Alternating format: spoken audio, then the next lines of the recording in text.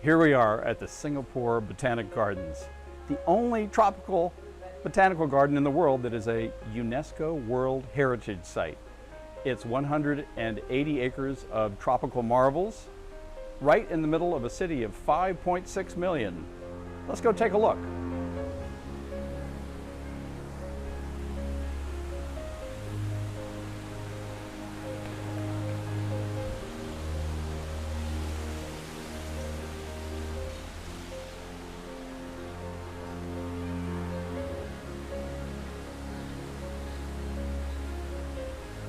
Here in the Singapore Botanic Gardens, we have a good chance to see some birds too, including the red jungle fowl.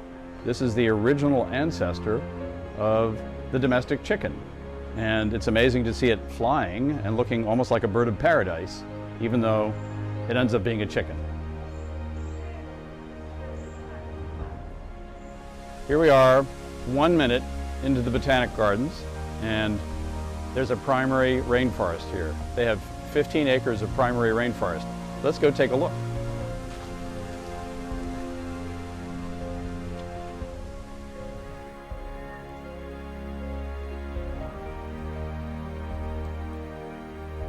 Here we have a palm tree with flowers. It's flowering now. There's a big inflorescence, like a meter long or more, and it's got bunches of bees of some kind. I'm not sure if they're honeybees. They might be honeybees, or I think they're smaller, that are pollinating it. There must be good nectar in there and good pollen. Check it out.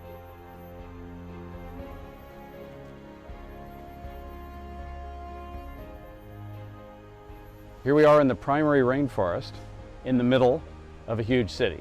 It's amazing. Look at these nice trees here. And of course, there might be some wildlife here. I'm looking for monitor lizards. I think there might be some monitor lizards here. It's Saturday. People are going to enjoy a concert here. People mix nature and culture. What can I say?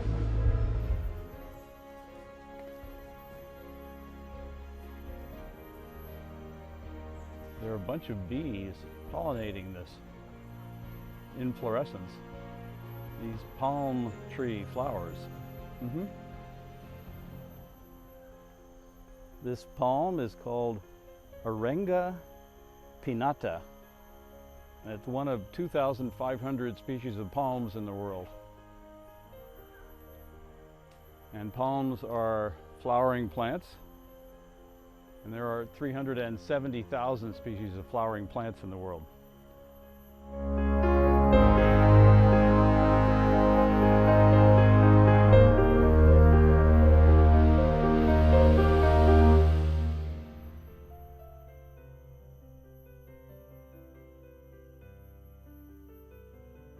Here we are standing in the middle of 6 hectares, which is 15 acres, of primary lowland rainforest that Singapore has preserved to this day.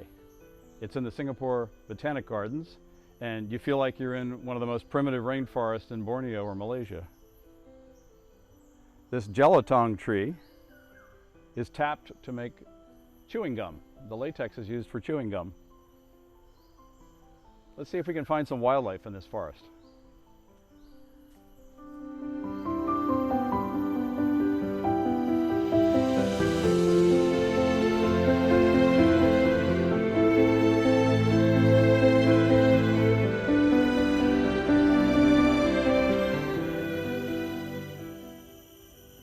Well, this is kind of amazing. I've never seen anything like it. I don't know what it is. Is it a palm? Rattan? I don't know what it is. Guess we'll have to find out.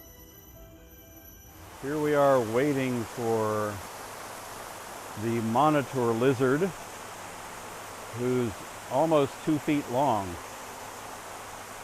He's about 60 centimeters long. He's hiding. Oh, here he is. Here he is in the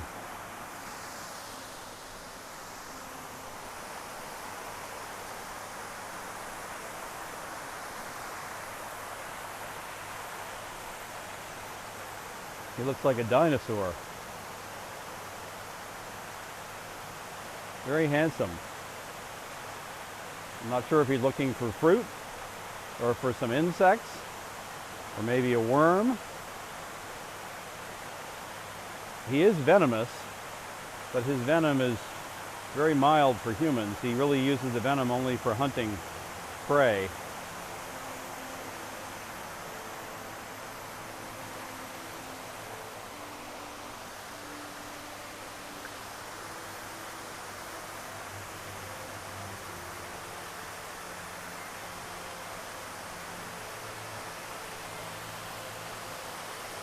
He's very well camouflaged when he stops moving.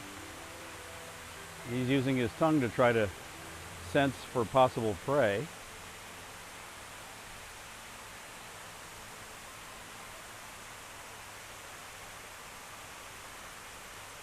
Although he is venomous, he's never going to bother to use the venom on us unless we tried to grab him or something stupid like that. And you can see he's so accustomed to people being harmless that he doesn't mind if we watch him from up close. He just continues going about his life. He's hunting, he's a hunter. He's a predator, but he also likes fruit. Now, if this were a completely wild forest full of all the regular predators, then this guy would have to watch out for cats, different species of cats, and probably for large snakes also.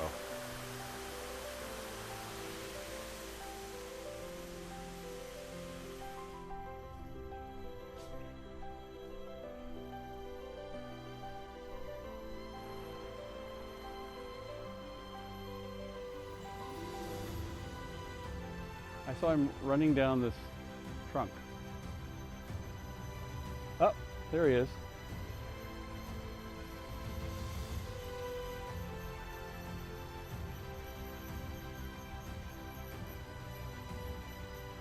I would stay on him because that slender squirrel probably will come into somewhat better light.